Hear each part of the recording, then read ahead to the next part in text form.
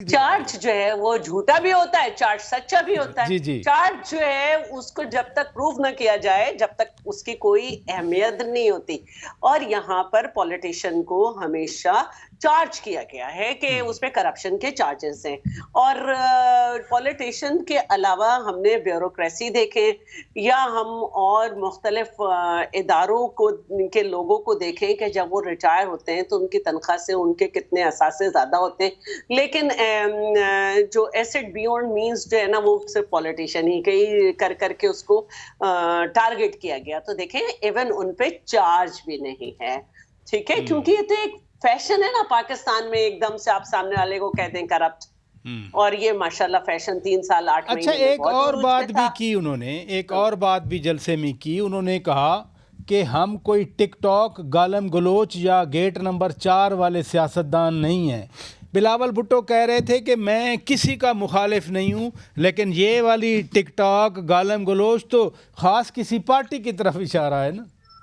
نہیں، یہ دیکھیے ایک صورتحال ہے اور اس پہ بات کرنی چاہیے۔ ہمارا ہر ایک سے جو ہے کسی بھی پولیٹیکل پارٹی سے ایک نظریاتی مخالفت ہو سکتی ہے، کسی سیاستدان کے ہم خلاف نہیں ہو سکتے۔ ہمارے اور ان کے نظریات کا فرق جو ہے وہی ایک پارٹی کو دوسری پارٹی سے مختلف کرتا ہے۔ اب یہ جو ایک کلچر آیا ہے پھر سے وہ والا کہ ایک زمانے میں جہاز سے پرچیاں گرائی جاتی تھیں اور پتہ نہیں کیا کیا ہوتا تھا، اس کے بعد کیونکہ سوشل میڈیا بھی انٹروڈیوس ہوا اور وہ چیزیں سوشل میڈیا پہ شروع ہو گئی، اور مطلب یہ کہ رشتوں کو بھی ایک جو ہے وہ بہت ہی بری بات ہوتی ہے گالی بھی کہنا، رشتوں کو بھی گالی بنا دیا گیا کہ اگر کوئی نانی ہے تو وہ تو خود فخر سے کہہ رہی ہے کہ بھائی میں ایک نہیں 2 بچوں کی 2 نواسوں کی نانی ہوں، تو نانی صاحبہ، نانی، یا یہ کہ میرا نام نہ لو، تو یہ کہ آپ ایسا وقت آیا کہ مفتیان جو تھے پاکستان کے وہ میدان میں آئے اور انہوں نے سورہ الحجرات کا جو ہے وہ حوالہ دیا کہ بھائی یہ کیا نام رکھ رہے ہیں آپ، یا ایک لیڈر ہو کے آپ اسٹیج پہ چڑھ جائیں، نقلیں اتاریں، تو یہ غلط ہے۔ ایک بات میں پچھلے سیگمنٹ کے ریفرنس سے کہنا چاہتی تھی، وہ میں یہ کہنا چاہتی تھی کہ اتنے پرو ایکٹیو ہم نے عدالتوں کو دیکھا کہ جب پی ٹی آئی والے گئے تو یہ کہا گیا کہ ان کے پاس جو ثبوت ہیں، جو پیپر ہیں، وہ ایسے ہیں کہ ان پہ پکوڑے بیچ دیے جائیں،